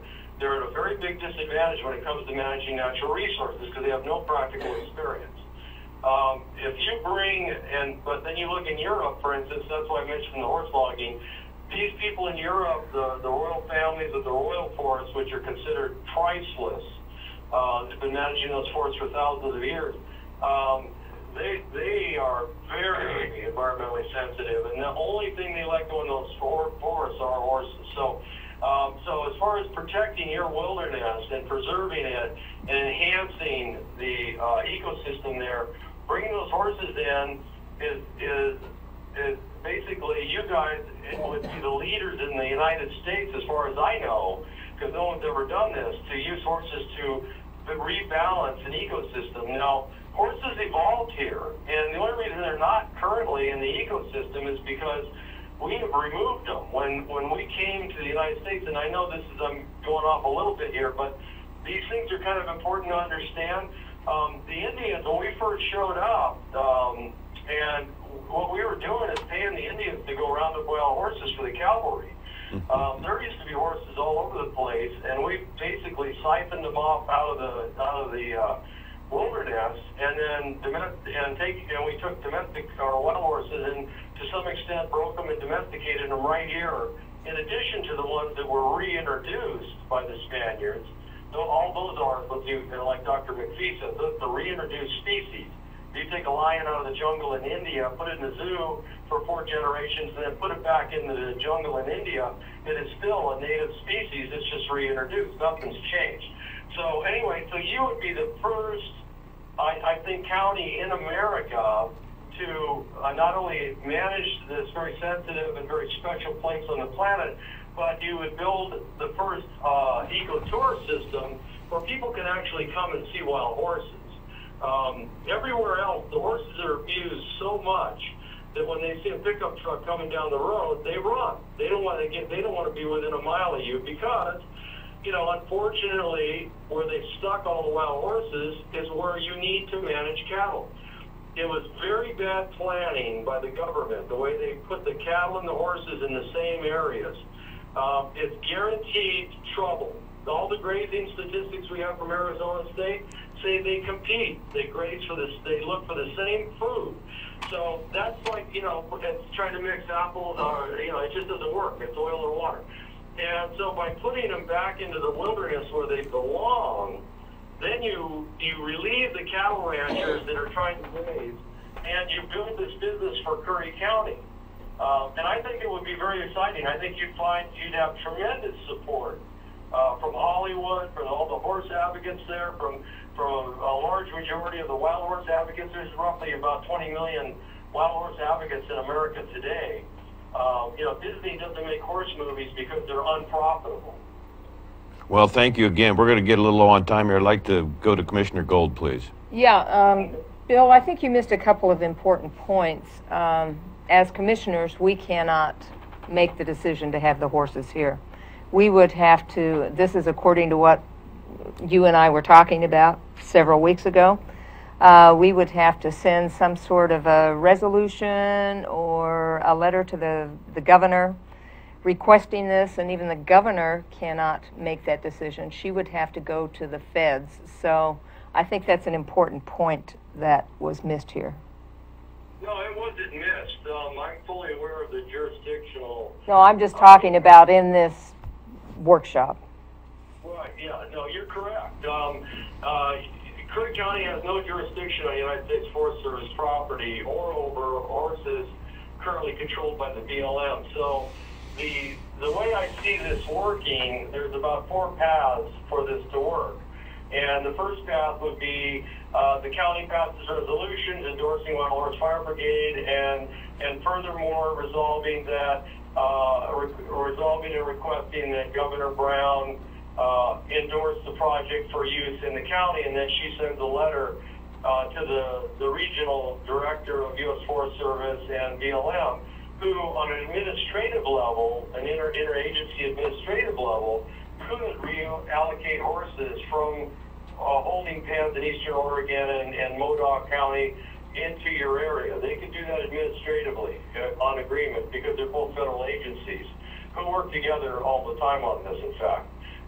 The second path, of course, is longer, and you have a fire season in 9 months coming up. So the first path is the best path, in my opinion, which is, Governor Brown has some sway with these people. She can't tell them what to do, but she certainly has some sway. And there's a lot of incentive for Governor Brown to help spearhead this. And, it's, at the end of the day, the least common denominator here is it's a big-time feel-good project. Saving these horses, these are symbols of American tradition. Mankind built America off the back of these horses. So that's the least common denominator is the fact that she would be involved, as would Curry County, in saving America's wild horses before they go extinct.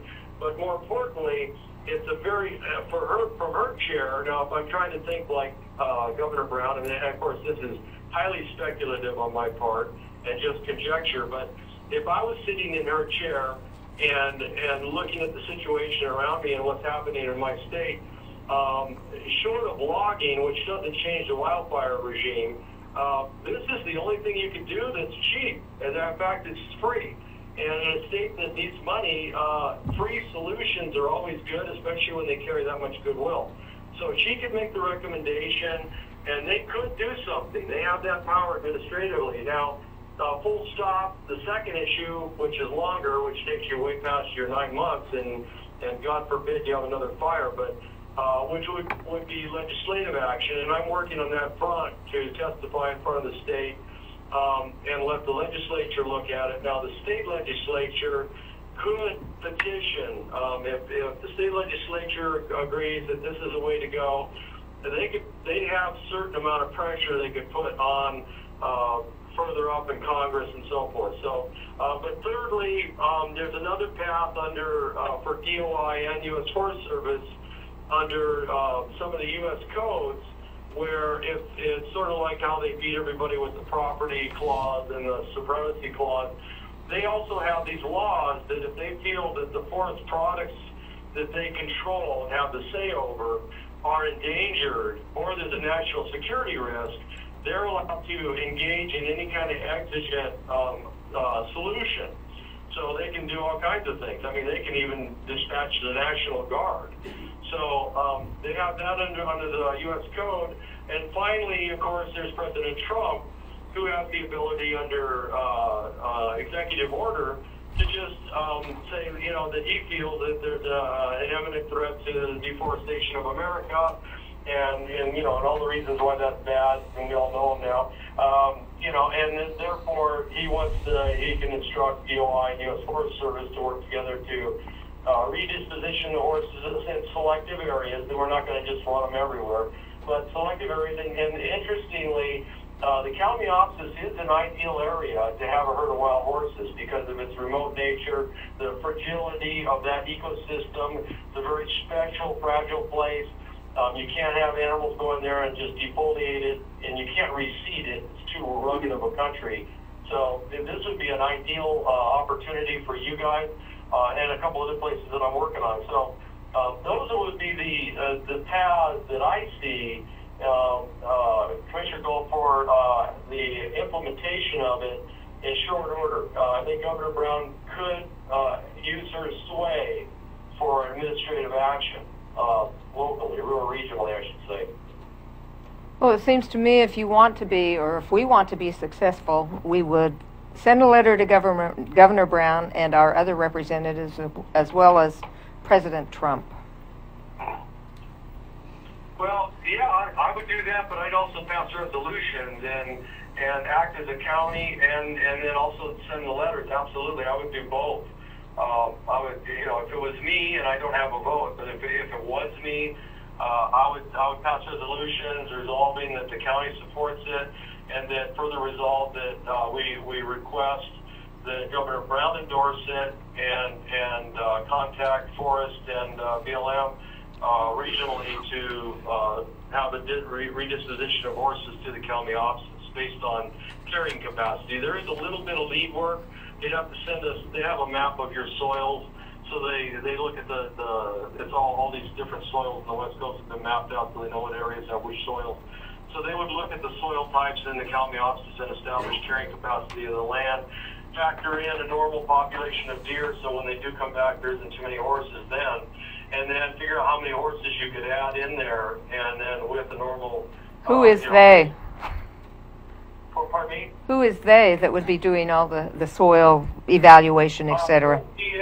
USDA has a soils map of your county. Oh, okay. And yeah. And so they can tell you, they have this map that's got these little numbers on it that tells you, okay, this is a silty loam, or this is a volcanic, basaltic, cobble, or this is, I was recently looking at the soil map for our ranch, looking at carrying capacities, and so they can establish it from that. So it can be done fairly quickly. It's not a big thing, but it's just something that we're not going to, what I'm getting at is we're not going to, if you did this, they're not just going to randomly drop horses. They know from a science base what is a reasonable number of horses to put on the land. So it sounds like someone's going to be paying something somewhere. I Not don't just... think so. Because you got to remember that U.S. Forest and BLM are spending between the pair of them about $90 million a year corralling these horses, and it's a net positive move for them. If they annualize, if they drop those horses off, that within the year they're net positive on that move. The relocation costs, they already own trucks and trailers. They move horses for a living, and the relocation costs are quickly amortized with profitability during the first year. The fiscal year, it becomes a profitable move for them. So would they be paying for the soil evaluation, et cetera, before they... They just look in a book, and the ecologist looks in a book, and they just figure it out from the book. Ah, okay. Yeah, it's all cataloged. Yeah. I'm just not that up on all of that. I'm sorry, did I answer your question? Yes, you did. Thank you. Okay, thank you. Mr. Simpson, I just want to thank you again. It was a great presentation. I think that the process has started, and there are some key people in the Brookings area that have the updated plan that you kindly offered within the last 10 days or so. And it is getting some interest, and again, just to emphasize, the major battle we have is with the folks that they think that the fires are part of a natural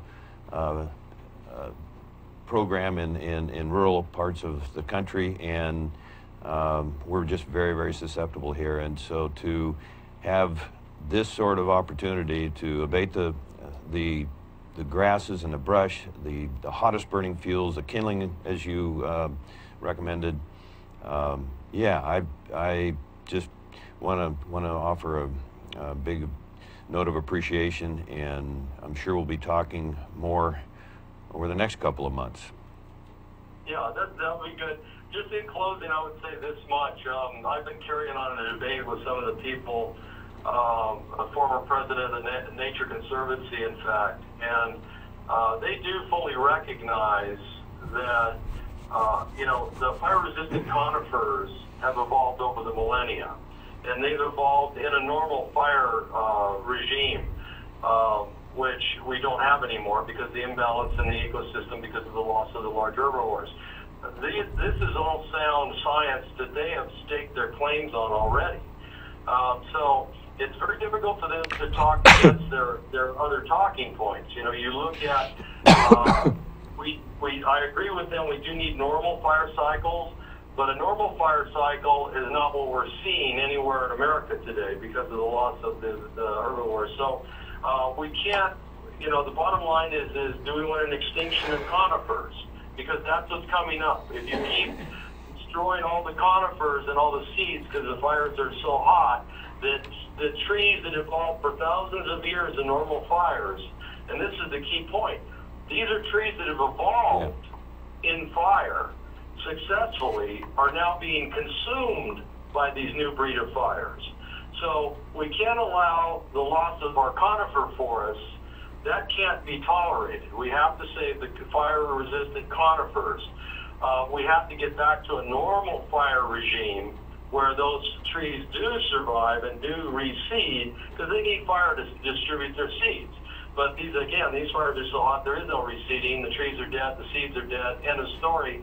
And you end up in a situation where you're developing desertification of your areas. So and without trees, there's no watershed, obviously, and the riparian areas are being wiped out.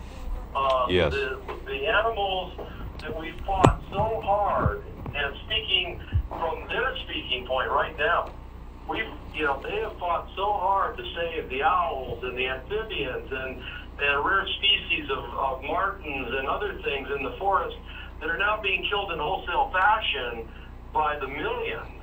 I mean, we're losing animals in these fires by the million. Yes.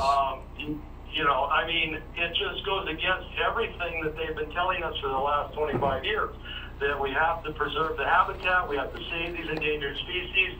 They can't turn around now and tell us, no, we don't want to do that anymore. Now it's all about just kill everything. That doesn't fly. That just does not fly. And anybody that wants to make that debate, I'll stand toe-to-toe with them all day long, because I've listened to their debate very carefully over the last 2 decades about saving endangered plants, saving endangered animals, saving this habitat, and now all of a sudden they're going to flip in a matter of, just a few years, and we don't care, we're going to let it all burn, kill everything, ruin the habitat forever, get rid of these millennial-old conifers that have evolved in fire. All that goes away now, period. That can't stand. It's an illogical debating point for them to assume. So you're probably hearing it from people that are either doing it tongue-in-cheek or are totally knowledgeable as to what's been said for the past 20 years. We're ready to do battle with them. We don't have any options. Well, they can't win. You can't sit up there and start telling stories. You can't lie. Good for you. So, we got to base management on truth and practical knowledge. Our family was pushed out of the logging business because of the spotted owl. And okay, it's in the news at the time. They said, it's an endangered species. We got to preserve the habitat. We got to preserve the owl. You guys are out. Okay, well, what's happened to that whole argument? Well, now we're just going to kill everything. We're going to kill the spotted owl, the barn owl, which turned out to be the one that's taken over the spotted owl's terrain. All that just goes away suddenly because it's convenient to just let everything burn? And the real reason, if you look at Agenda 21, really the goal here is none of the above. The goal is to get the fire so dangerous that everybody moves out of the rural areas and repopulates urban areas. And so basically it's an attempt to burn people out of the wilderness is what it comes down to. But it comes at a great price because the smoke is so toxic that the National Health Institute has now made the scientific connection that's going to lead to class action litigation, by the way, where wildfire smoke causes all kinds of deleterious illnesses, cardiopulmonary illness, early death. And all those medical conditions have been attributed and connected directly to wildfire smoke. That study is peer-reviewed and it's published online at National Health Institute. And it's just a matter of some, like that triathlete, young guy in Ashland running on a day with smoke. He's a champion triathlete, has a heart attack because of the smoke. He's hospitalized. There's your first case in a class action lawsuit against the forest managers. There will be culpability. You can't. There's a thing, as you probably realize as commissioners, when you step outside into the realm of gross negligence, you lose the veil of qualified immunity as commissioners. You lose your veil of immunity. You become vulnerable when you get into the area of gross mismanagement and gross negligence. You get there. So that's where a lot of the forest guys are now, and a lot of officials and legislators. They've crossed into this gray area, and they could be held personally liable for management decisions. Because now there's enough stuff out there that says, hey, this isn't the way it can be. And we have to have a different management regime, and it has to be, you know, we have to stop what's happening. So anyway, with that, I'll close, but thank you for the opportunity. Thank you. We're going to close down here, and greatly again appreciate your time. You know, you mentioned the wilderness classification. There's people out there and that think Brookings is and Cape Ferrelo and Harbor are all in the wilderness. So that truly is what we're up against. So I appreciate that. The whole bit of your presentation, and I'm sure we'll have a chance to call you back, and will. Thank you again. All right, thanks so much. You guys all have a wonderful day. Thank you. Bye now. Bye-bye.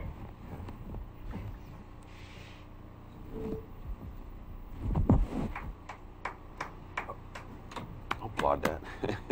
Okay, it's 11:59. We're going to adjourn the workshop and thank Mr. Simpson for his comments. Do commissioners care to give staff direction at this point, or not? I don't, but I'm just one commissioner. I think we have to take all that in. A little more carefully before we Okay. proceed. We'll be giving you updates and reports, and obviously we don't get the state of Oregon reasonably enthused and willing to lobby for that nationwide, then yeah, I hope that's not the case, but yeah, that would be our next step. But appreciate you asking that very much. Okay. I would think if anything happens, it would be a pilot program for the feds, not an all-encompassing thing at this point in time. At least if I were in charge, that